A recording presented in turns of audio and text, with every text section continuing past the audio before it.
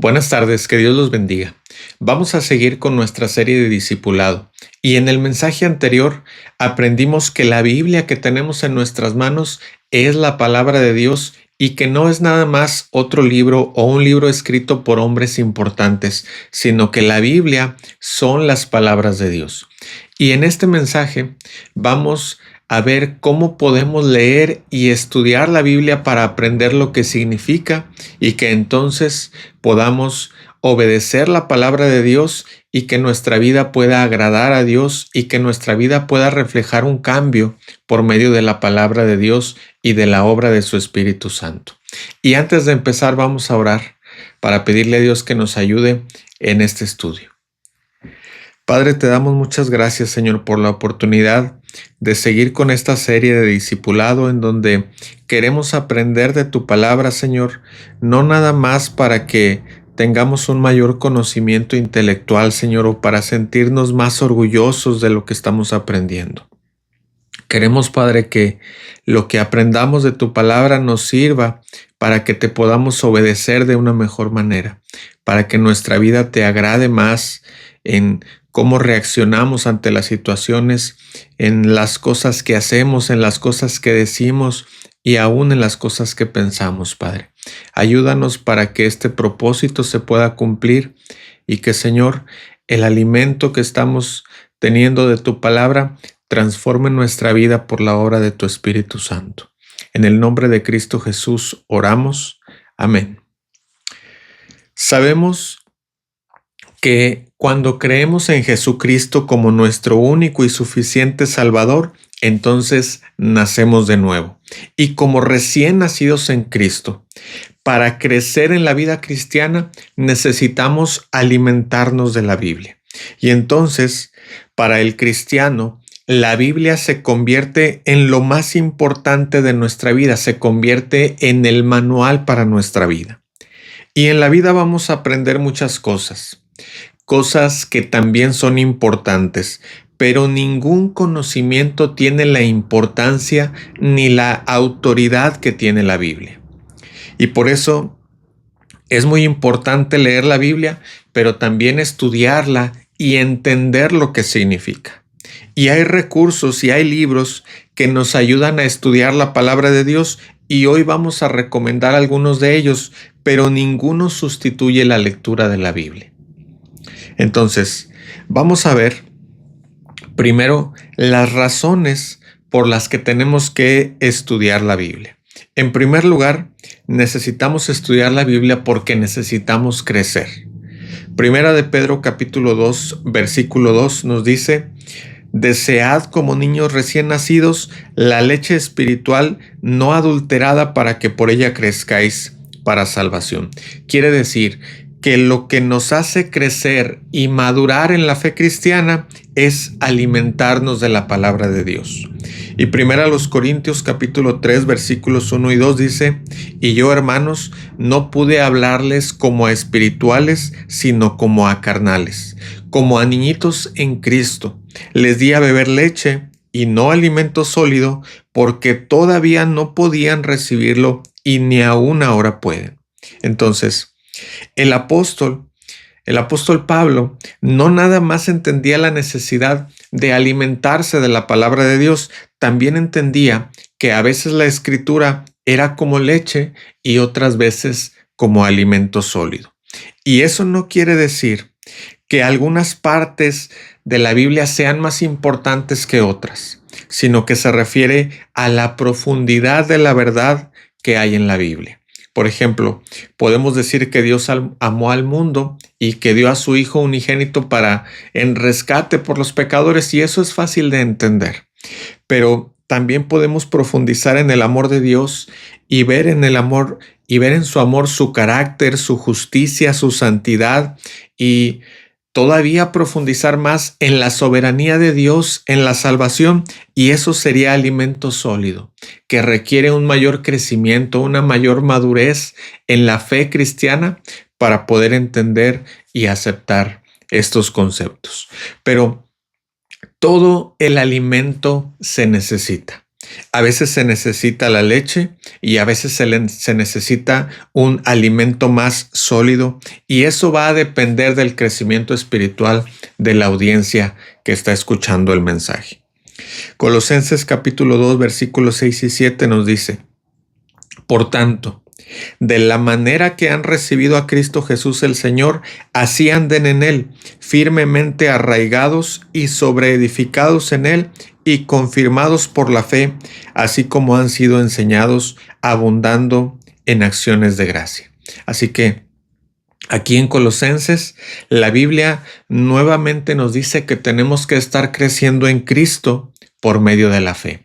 Y Romanos capítulo 10, versículo 17 nos dice que la fe es por el oír y el oír por la palabra de Dios. Entonces, la fe viene de alimentarnos de la Biblia. Como vemos también en Jeremías 15, 16, que dice: fueron halladas tus palabras y yo las comí, y tu palabra me fue por gozo y por alegría de mi corazón.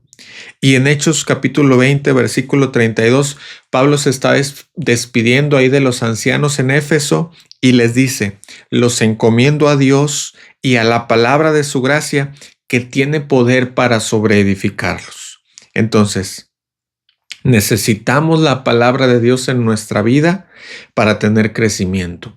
Y necesitamos crecer porque es la manera en la que podemos ser útiles para el Evangelio de Jesucristo. Los bebés, por ejemplo, son muy bonitos, ¿verdad? Pero si siempre se quedan bebés, pues va a ser cansado para los papás, y además no va a llegar un momento en el que ese bebé contribuya a su familia, contribuya a su comunidad. Y es igual en la vida cristiana. Si queremos crecer en Cristo y ser útiles para el Evangelio de Jesucristo, entonces necesitamos alimentarnos de la palabra de Dios. Ahora, en segundo lugar, necesitamos alimentarnos de la palabra de Dios para vencer el pecado. En Efesios capítulo 6 encontramos ahí la armadura del cristiano, y la única arma que aparece es la espada del Espíritu, que es la palabra de Dios. Y el Salmo 119:11 nos dice: en mi corazón he guardado tus dichos para no pecar contra ti. Quiere decir que la Biblia es como nuestro escudo, porque antes podíamos pecar sin ningún problema y disfrutábamos de ese pecado. Pero ahora, cuando queremos hacer las cosas que no agradan a Dios, el Espíritu Santo nos incomoda y nos recuerda 1, 2 o todo un capítulo de la Biblia. Pero si no conocemos la palabra de Dios, el Espíritu Santo no tiene nada que recordarnos, y entonces vamos a estar manchando nuestra vida y nuestra mente muy seguido. Y dice la palabra de Dios en el Salmo 119, versículo 9: ¿con qué limpiará el joven su camino? Es decir, nuestra mente se contamina porque todos los días somos bombardeados por los medios de comunicación. Por ejemplo, abrimos el celular y vemos ahí una noticia de personas, de políticos, de cualquier tipo de personas que hacen cosas fuera de la justicia, y resulta que la justicia no les hace nada y viven una vida tranquila y de lujos y de excesos y no pasa nada. O vemos a alguna persona que hace cosas indebidas en el trabajo y ahora está publicando ahí en alguna red social que le dieron un aumento o que le dieron una promoción, y entonces nuestra mente se contamina porque se llena de envidia, de enojo, de codicia, porque queremos eso que alguien más tiene. Y por eso el Salmo 119 nos dice: ¿con qué limpiará el joven su camino? Y ahí mismo nos da la respuesta: con guardar tu palabra. Es decir, con que la palabra de Dios esté guardada, esté atesorada en nuestro corazón. Entonces, no importa de lo que esté manchada nuestra mente. A veces hemos metido tanta información en nuestra mente, o hemos dejado que las actitudes de las demás personas o que el éxito de personas que hacen cosas indebidas nos vaya llenando de envidia, de amargura, de rencor. Bueno, no importa de qué esté manchada nuestra mente, la palabra de Dios nos puede limpiar. Cuando nos alimentamos de la palabra de Dios, nuestra mente se va a ir llenando de amor, de gozo, de paz, de paciencia, de bondad, de benignidad, de fe, de mansedumbre, de templanza, porque esos son los frutos del Espíritu Santo que son provocados por llenarnos de la palabra de Dios. Porque la verdad de Dios, que es sembrada en nuestra vida, va a dar fruto. Y de repente hablamos diferente. Y de repente reaccionamos diferente ante las situaciones que nos pasaban de manera cotidiana antes en nuestra vida y que reaccionábamos mal. Ahora esas cosas pues siguen pasando porque son cotidianas, pero ahora reaccionamos diferente y hablamos diferente y nos comportamos diferente y pensamos diferente. Primera de Juan capítulo 2, versículo 14 dice: les he escrito a ustedes jóvenes porque son fuertes y la palabra de Dios permanece en ustedes y han vencido al maligno. Es decir, si la palabra de Dios llena nuestra mente y nuestra vida, entonces vamos a vencer el pecado. Ahora, en tercer lugar, necesitamos leer la Biblia porque eso nos prepara para el servicio cristiano. Yo creo que si el presidente de nuestro país nos encargara dar un mensaje suyo en una cumbre internacional muy importante, yo creo que estaríamos muy emocionados. Yo, en lo personal, sí estaría muy emocionado, pero también estaríamos muy preocupados y muy ocupados preparando ese mensaje. ¿Y por qué estaríamos tan preocupados y tan ocupados? Bueno, porque nuestro presidente va a quedar bien o va a quedar mal dependiendo de qué tan fielmente nosotros podamos transmitir el mensaje que él quiere que se entregue. Y bueno, cuando el creador del universo nos encarga dar su mensaje, con mayor razón tenemos que tener una confianza bíblica de que lo que hacemos para Dios no lo hacemos nada más porque creemos que está bien, sino que lo hacemos porque Dios nos confirma en su palabra que efectivamente eso es lo que Él está pidiendo, eso es lo que delante de Él está correcto. Porque si no conocemos la Biblia, vamos a estar pensando que servimos a Dios y en realidad podemos estarlo ofendiendo. Josué capítulo 1, versículo 8 dice: nunca se apartará de tu boca este libro de la ley, sino que de día y de noche meditarás en él para que guardes y hagas conforme a todo lo que en él está escrito, porque entonces harás prosperar tu camino y todo te saldrá bien. Entonces, aquí tenemos a Josué y él es un hombre normal, como cualquier otro, sin aptitudes sobresalientes, sin algo especial en su vida. Pero acaba de recibir un trabajo muy difícil y Dios le dice: mira, Josué, si meditas en mi palabra, vas a encontrar ahí la dirección que necesitas. Vas a poder pasar por los momentos difíciles, pero no te separes de mi palabra.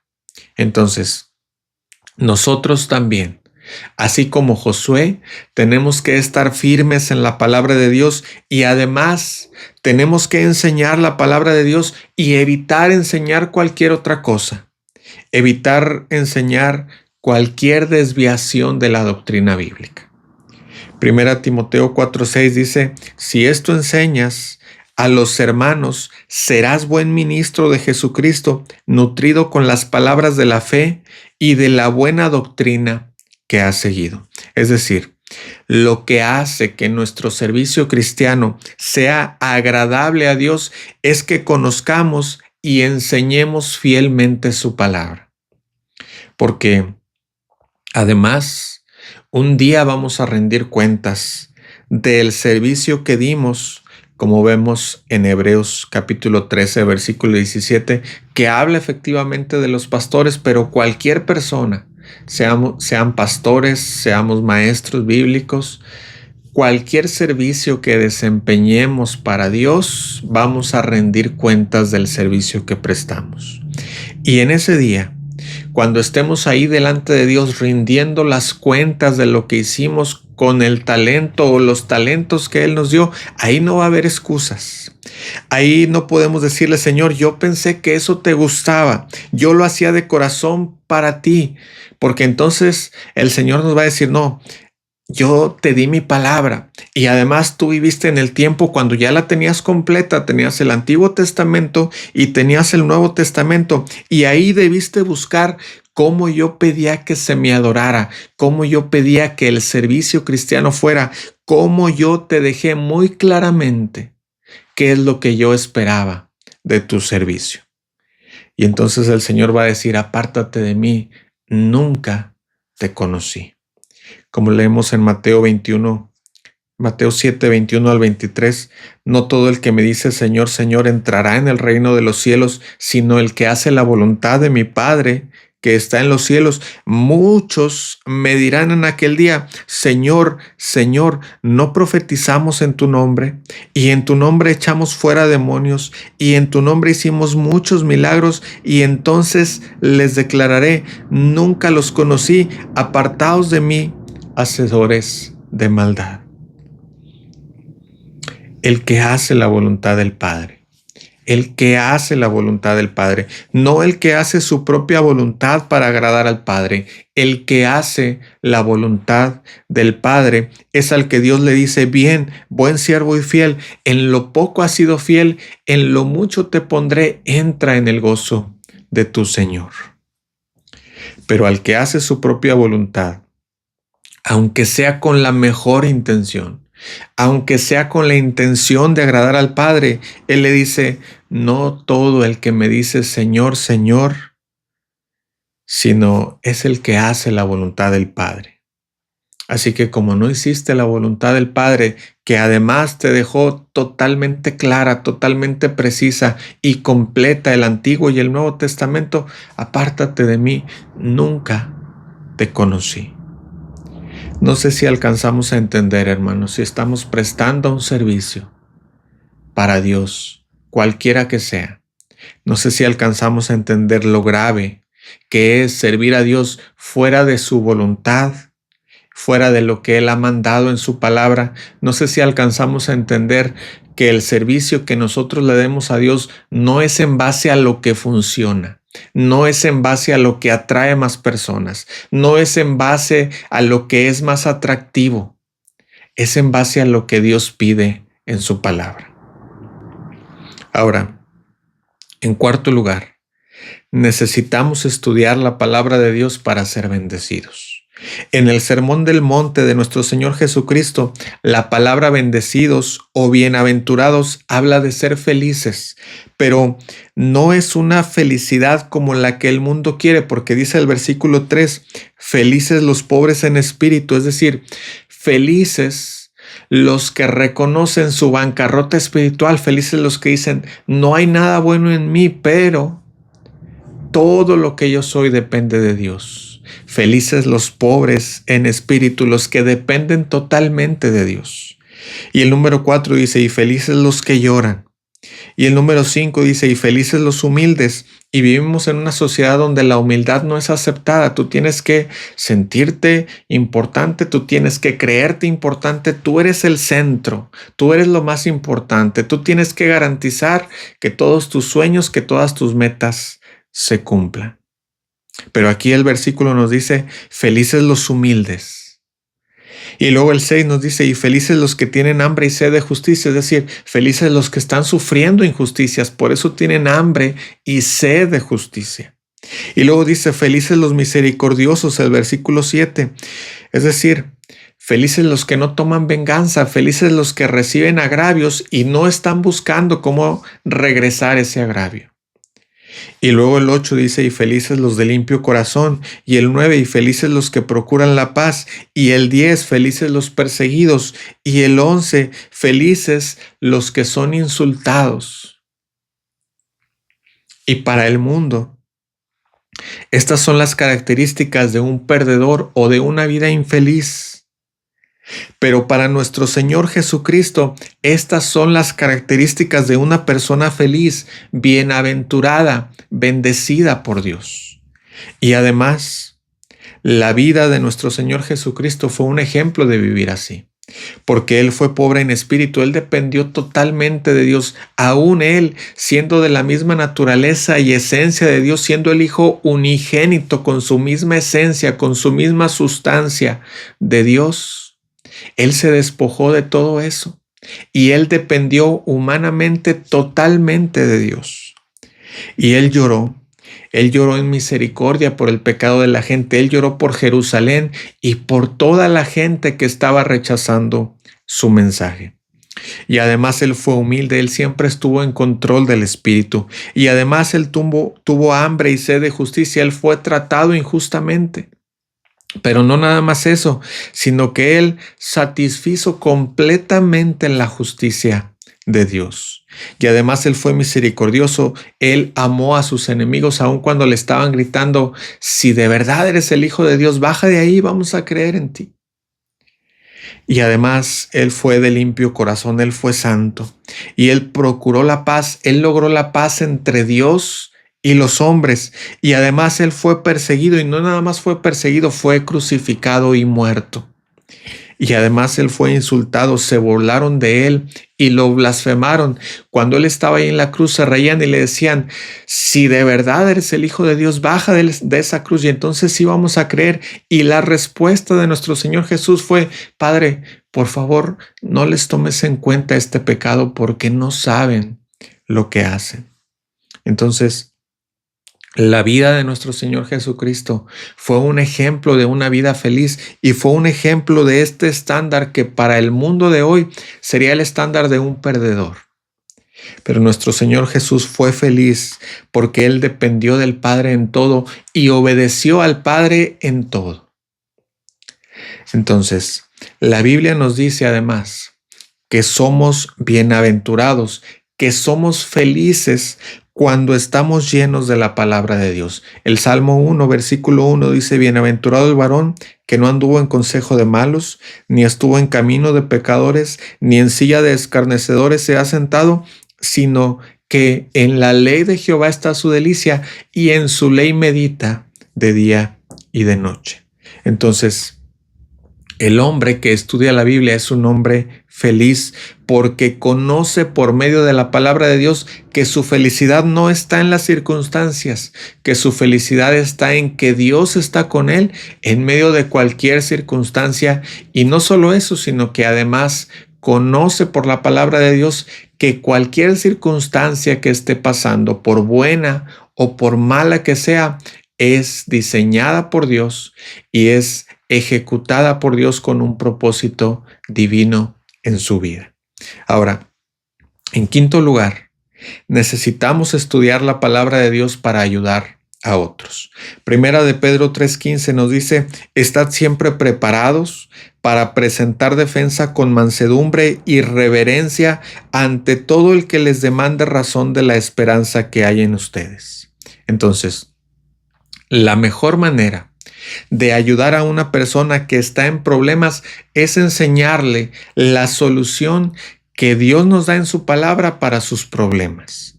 Pero si no conocemos la Biblia, entonces no podemos ayudar a otras personas y de hecho tampoco nos podemos ayudar a nosotros mismos. Por ejemplo, si estamos hablando con alguien que está confundido por alguna secta o por alguna religión falsa y le estamos hablando de ciertos versículos para tratar de ayudarle, pero no los conocemos, simplemente le estamos dando la idea general, pues esa persona va a pensar que le estamos dando nada más nuestra opinión sobre el tema, pero nuestras palabras, como hay por ahí un dicho popular, se las lleva el viento.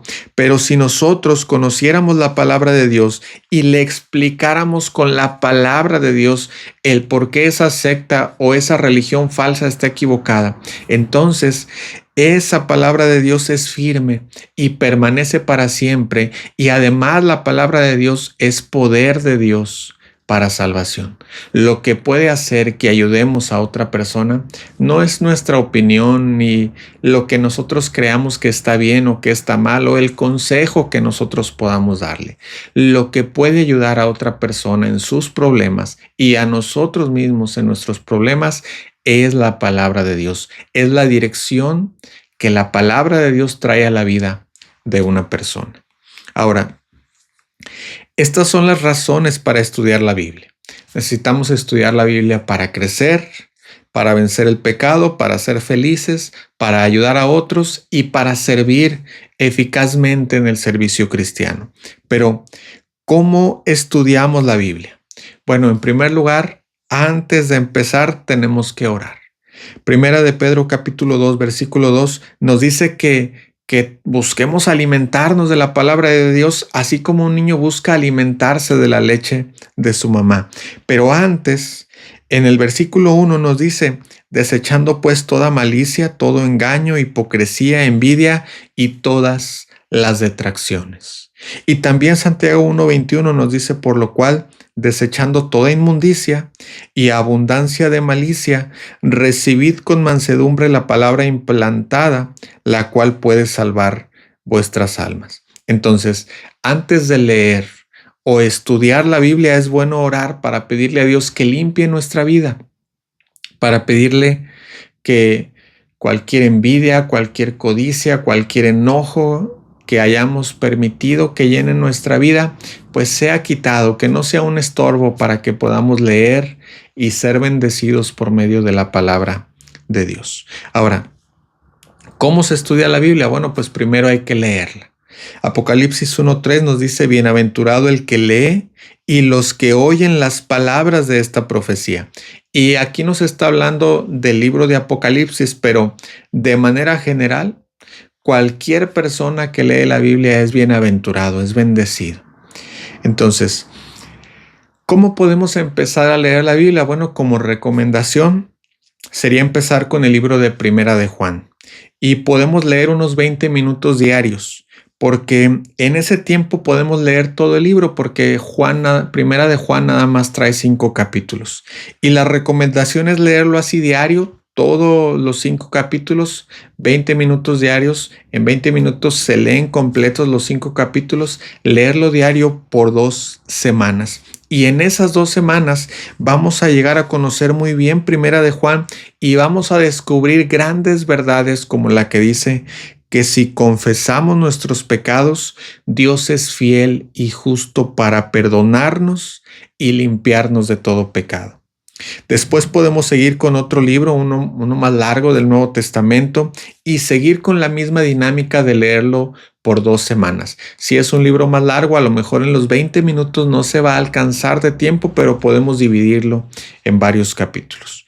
Y ya cuando terminemos con el Nuevo Testamento, leemos el Antiguo Testamento y ese podemos leerlo de corrido. No es necesario que estemos leyendo el mismo libro por 2 semanas porque es una narrativa y entonces leerlo de corrido va a ser mejor.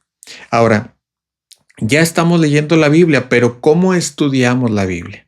Bueno, podemos comenzar con un tema, por ejemplo, el tema de la oración, y podemos empezar a leer nuestra Biblia en busca de oraciones, y cuando encontremos una podemos identificar quién está orando, qué es lo que está pidiendo y cuál fue la respuesta que Dios le dio a esa oración.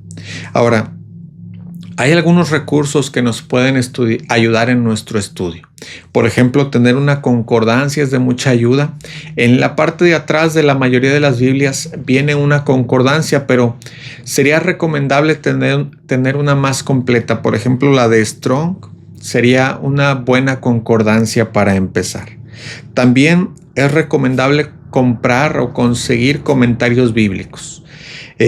Un comentario bíblico es un documento, es un libro que explica el significado de algún pasaje de algún libro de la Biblia. El más sencillo sería el de Wycliffe, nada más pues tendríamos que conseguirlo por ahí traducido al español. Yo creo que ya con el internet sería fácil conseguirlo traducido al español.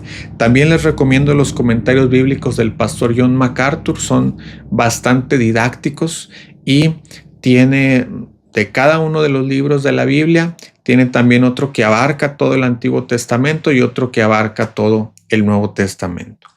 También es recomendable conseguir una Biblia de estudio. La Biblia de estudio del pastor John MacArthur trae comentarios que explican la mayoría de los versículos de la Biblia. También está la Biblia de Estudio de la Reforma, que incluye los comentarios del pastor R.C. Sproul, entre algunos otros teólogos bastante serios, bastante importantes. Y mientras estudiamos la Biblia, es recomendable tener a alguien con quien compartir lo que estamos aprendiendo, porque eso nos va a motivar para seguir aprendiendo. De hecho, la motivación de este ministerio de Palabra Viva es precisamente eso, poder compartir con alguien más un estudio expositivo de la palabra de Dios. Ahora, otra cosa al estudiar la Biblia, y es muy importante, es que tenemos que estar bajo una buena enseñanza bíblica. Debemos de estar bajo una enseñanza con una correcta interpretación, y este es un gran complemento de nuestro estudio de la Biblia, porque es una gran bendición poder estar en una iglesia donde se le enseñe la palabra de Dios con una correcta interpretación, con una interpretación bíblica, porque la Biblia se interpreta a sí misma. Ahora, de esta manera terminamos esta segunda sesión, pero vamos nada más a leer algunas preguntas que pudieran habernos surgido con esta sesión. La primera sería, ¿en qué orden podemos empezar a leer la Biblia? Bueno, no hay un orden específico, pero como sugerencia se puede empezar con el Nuevo Testamento, empezar con un libro corto y luego intercalar un libro corto y un libro largo.